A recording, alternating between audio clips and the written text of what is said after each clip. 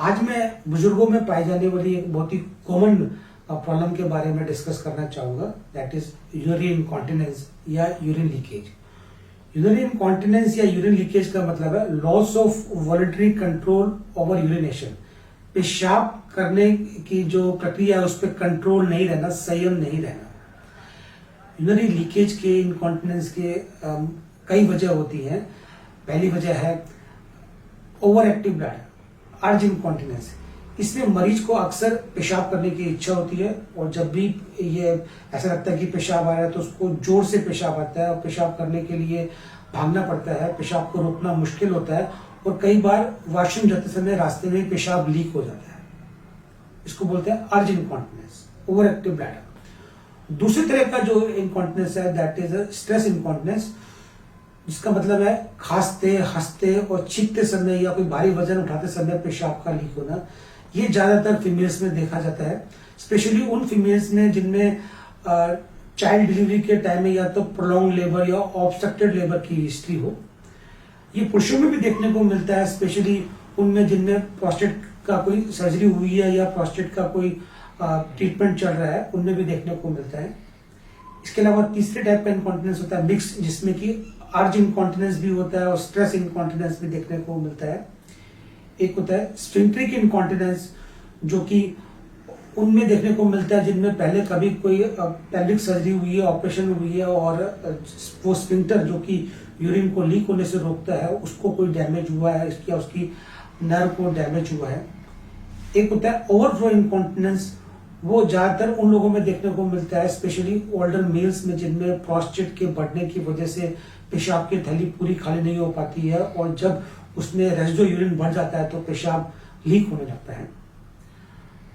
तो ये ज्यादातर जो लीकेज है, इनको अगर अर्ली स्टेज पे डायग्नोस कर दिया जाए तो काफी हद तक उन्हें ट्रीट किया जा सकता है। और ट्रीटमेंट में लाइफस्टाइल मॉडिफिकेशन का बहुत ही इंपॉर्टेंट रोल है। लाइफस्टाइल मॉडिफिकेशन में सबसे इंपॉर्टेंट है लिक्विड्स का।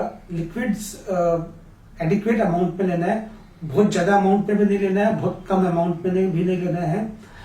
2 से 2.5 लीटर के आसपास लिक्विड लेना है, जिसमें कि सब कुछ दिन भर जो हम लेते हैं, चाय, दूध, कॉफी, पानी, सब इंक्लूडेड होता है। इसके अलावा डाइट का भी एक इम्पोर्टेंट रोल है। खाने पीने में उन चीजों को अवॉइड करना है जो कि ज्यादा स्पाइसी हैं, जंक फूड, सोडा, ऐसे खाने पीने की चीजें जिससे कि ब्लैडर को इरिटेशन होती है, ब्लैडर इरिटेंट जो फूड है वो अवॉइड करने हैं। इसके अलावा ब्लैडर रिट्रेनिंग का मतलब है जिनमें अर्ज इनकॉन्टिनेंस होता है उनको हम ट्रेनिंग देते हैं कि किस तरीके से ब्लैडर को उसके स्टोरेज फंक्शन के लिए दोबारा से रिट्रेन करना है, उसको दोबारा से स्टोरेज फंक्शन के लिए ट्रेनिंग देनी है। इसके अलावा दूसरा एक इम्पोर्टेंट नॉन फार्माकोलॉजिकल मेजर्स है, वो है कीजल एक्सरसाइज या पेल्विक फ्लोर मसल एक्सरसाइज। इसमें हम मरीज को एडवाइस करते हैं कि अपने पेल्विक फ्लोर की मसल्स को वो टाइट करें, टाइट रखें कुछ समय के लिए और फिर लूज छोड़ें। पेल्विक फ्लोर मसल एक्सरसाइज से स्ट्रेस इनकॉन्टिनेंस के और जो यूरिन लीकेज के एपिसोड्स हैं वो काफी कम होता है, स्ट्रेस इनकॉन्टिनेंस काफी हद तक कंट्रोल होता है। इसके अलावा इन बुजुर्गों को हम अक्सर ये भी राय देते हैं कि शाम के टाइम में लिक्विड का अमाउंट कम लें, ताकि रात के टाइम में बार बार उनको पेशाब करने के लिए उठना ना पड़े।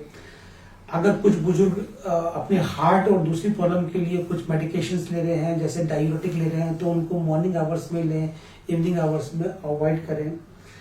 इसके अलावा लीकेज को कम करने के लिए कुछ मेडिसिन भी आती है जिन्हें हम ओरल एंटीकोलिनर्जिक बोलते हैं, सोलिफेनासिन, टेरिफेनासिन और ऑक्सीबुटाइनिन। इन मेडिसिन से भी काफी हद तक आराम मिलता है। एक नई ग्रुप की मेडिसिन है बीटा 3 एगोनिस्ट, मीरापेग्रोन।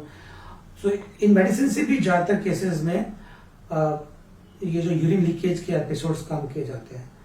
तो इन नटशेल यूरिन लीकेज एक कॉमन प्रॉब्लम है और ज्यादातर बुजुर्गों में देखने को मिलती है। ये उनकी क्वालिटी ऑफ लाइफ को बहुत अफेक्ट करती है, उनकी सोशल लाइफ काफी अफेक्ट होती है। वो बाहर किसी फंक्शन में जाना अवॉइड करते हैं क्योंकि उनको बार बार बाथरूम जाना पड़ता है जो कि इजीली अवेलेबल नहीं होता। प्रोफेशनल लाइफ को भी अफेक्ट करती है, क्योंकि पेशाब के लिए बार बार उठ के जाना पड़ता है, तो वो ठीक से अपने काम पे भी फोकस नहीं कर पाते हैं। इसकी वजह से रात को नींद भी ढंग से नहीं आती है, और जब नाइट स्लीप अच्छी नहीं रहती है तो डे टाइम में भी काम की जो परफॉर्मेंस है वो भी अफेक्ट होती है। तो ये लाइफ की ओवरऑल क्वालिटी ऑफ लाइफ को काफी अफेक्ट करता है, और ज्यादातर केसेस में इसका इलाज लाइफस्टाइल मॉडिफिकेशन से और मेडिकेशन से पूर्णतः संभव है। बहुत ही कम केसेस में ऑपरेशन की जरूरत होती है, और ऑपरेशन की जरूरत होती भी है तो वो ज्यादातर मिनिमली इन्वेसिव ऑपरेशन होते हैं। तो इस बीमारी के बारे में अगर जानना चाहते हैं तो यूरोलॉजिस्ट से मिले, हेजिटेट नहीं करें, इसको पूर्णतः ट्रीट किया जा सकता है।